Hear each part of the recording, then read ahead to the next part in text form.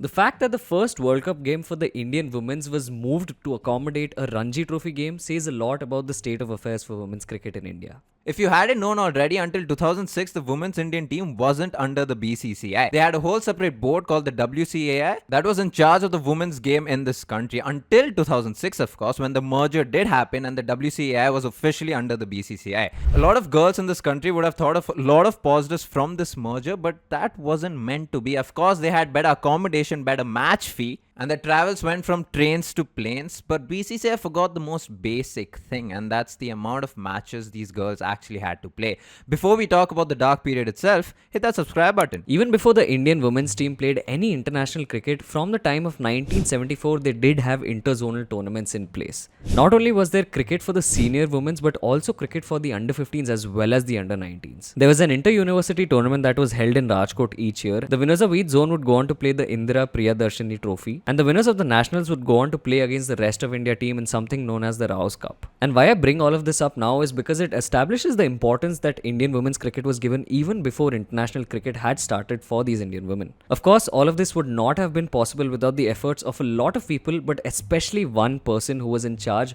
of setting up the WCAI. The man is Mahendra Kumar Sharma, who was a pioneer for women's cricket in India and the sole reason for why the women's Indian team even exists. In 1973, Mahendra Kumar Sharma got the WCAI registered under the Societies Act in Lucknow, which officially opened the floodgates for women's cricket in the country. The whole idea of starting WCAI in the first place began when he saw girls play cricket in the railway stations while waiting for the train with the softball kits. From there, he took the initiative to make sure a lot of girls in the country were playing cricket, but the only problem was all of this was self-funded. He had to sell properties, he had to ask money around, and a lot of the girls who were then officially part of the WCAI had to fund their own matches. But by no means was the road for women's cricket easy. It came with a lot of hardships. For starters, every time the women cricketers had international matches, even within the country itself, they did not even have the luxury for their coaches being booked out in a train. They would travel unreserved and sleep on the floors of these train coaches. Yes, we went unreserved in trains. We slept near the toilets of the train. We slept in waiting rooms. Of course, they also had to pay to play. They did not have any funding, which meant that they would not only have to bring their own cricketing gear, but they also would be sharing this gear because not every girl could come in and bring their own kits. Not only that, the WCI officials also had a lot of run-ins with sports ministries within India, and in general, the sports ministries were not in support of the Indian women's cricketers.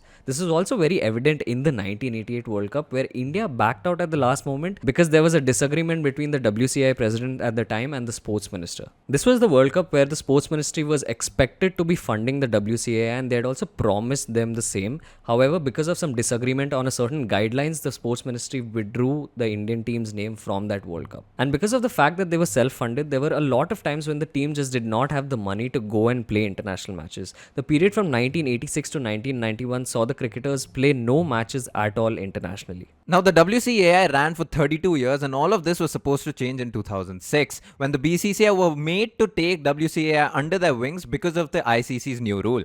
ICC made sure that the cricketing boards around the world merged their women and the men's board and made it a central board for their country. Now, because it's BCCI, this didn't come easy. They were the last board to do this around the world, and they only did it because ICC had forced them to do it, because ICC threatened the BCCI by saying they wouldn't recognize women's Indian cricket as the Indian players. Of course, like we said before, there were a lot of positives in terms of match fees, accommodation, and even travel, but there is a sole reason for why the Indian team is not one of the best in the world, and we struggle to even make it to the semi-finals at times.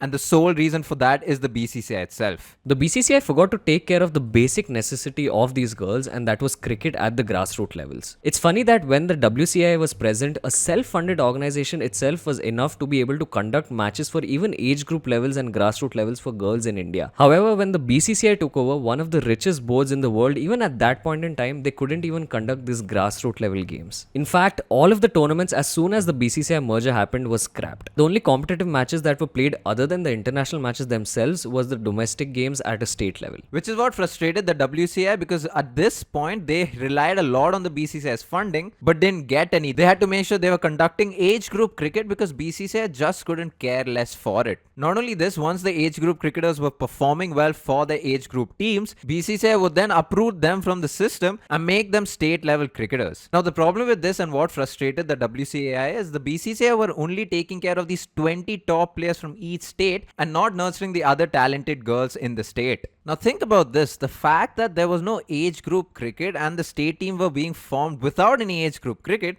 just showed how these state teams were formed without any foundation. The under 16 and interzonal tournaments were all scrapped as soon as the BCCI came into power. However, they did replace these tournaments with 2-day tournaments that the women could take part in. But the downside was that a year after this tournament was started, BCCI went on to scrap this tournament as well. In fact, it was so bad that if on average a women cricketer was playing at least 15 domestic matches each year, the maximum number of matches that they would now play would come down to less than 10. Now you would think that the BCCI just reduced the state level cricket and age group cricket. Even the international team stopped traveling around the world, and it wasn't just the first couple of years, right? In 2013, India hosted the Women's Cricket World Cup.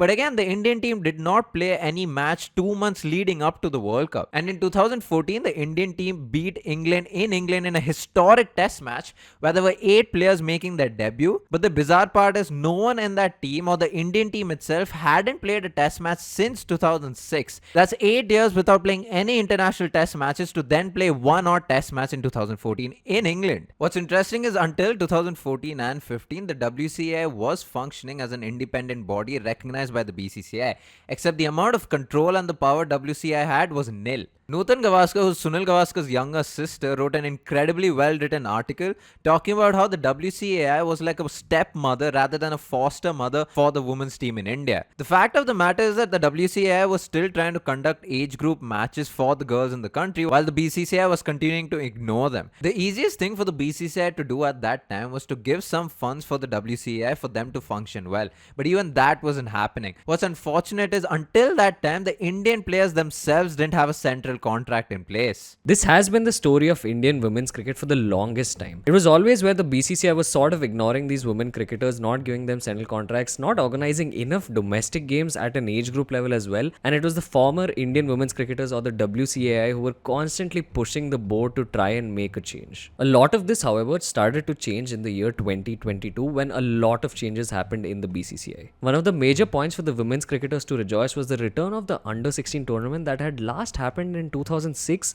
under the regime of the WCAI. This was also in response to the fact that the maiden under 19 World Cup was to be held in South Africa in 2023. Cricketers like Smriti Mandhana also came up and spoke about how important it was to have this under 16 structure in place, because for a cricketer like her who at the age of 10 or 11 was already trying to get into the under 19s simply because of the fact that there was no under 16 means that it would have been a very tough job for young girls trying to make a name at the state level. Not only this, but something that's equally significant was the return of the T20 and 50 over tournaments for the senior women after 2017. This is important because this indicated the return of domestic zonal tournaments, something that was absent from the game for the last 5 years. Not only that, the BCCI also added cushion for players who might have missed out on the under 19 setup by adding an under 23 tournament in the form of T20s and 50 over competitions. Now, if you take a step back from all of this and realize how there was no foundation in any state team for the country, with no age group cricket in place, it's outstanding what the women's Indian cricket team have been able to achieve without any of this. They beat England in 2014. They were in the World Cup final in 2017.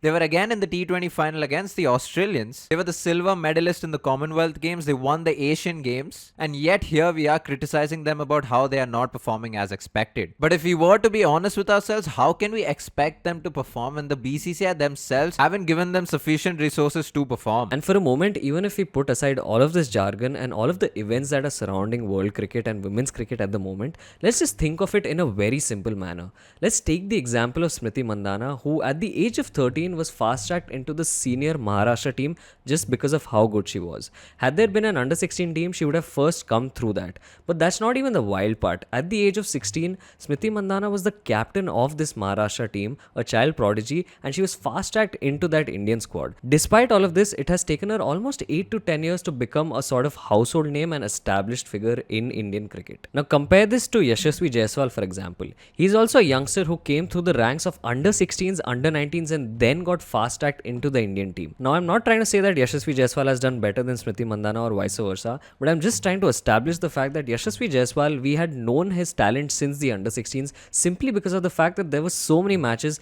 and he was able to consistently perform across each age group. What this means is that any player who even is getting fast-tracked into an Indian setup for the men's team has so much match experience that they usually are rightfully actually fast-tracked into the squad. Whereas I don't think we can say the same about the Indian women's, where we see a lot of players, young players who get fast-tracked but then just fizzle out simply because of the fact that the pressures are too high to handle and they have not had enough exposure or match practice simply because the BCCI has not been holding enough matches for them. We made a whole timeline video on the women's Indian team, and if you haven't checked that out, go check that out. But a lot of people in the comments section talked about how they don't deserve equal pay because of the amount of money they bring into the BCCI. Now, the equal pay that was introduced by the BCCI was in regards with the match fee and not the central contracts itself, which still has a huge disparity. But with the match fee, it only makes sense for the men and women to get the same amount because they're essentially doing the same thing, either playing a 50-over game, a T20 game, or a test match. This has been our video on women's cricket in India and how we actually need a reality check into how the things are functioning for women in India. Thank you so much for watching. If you made it this far, definitely go like this video, share this with your friends, subscribe to our channel if you haven't already. All of our links are in the description. Give us a follow on Instagram. We also have a WhatsApp channel and an email newsletter, so definitely check those out. Thank you so much for watching. Peace.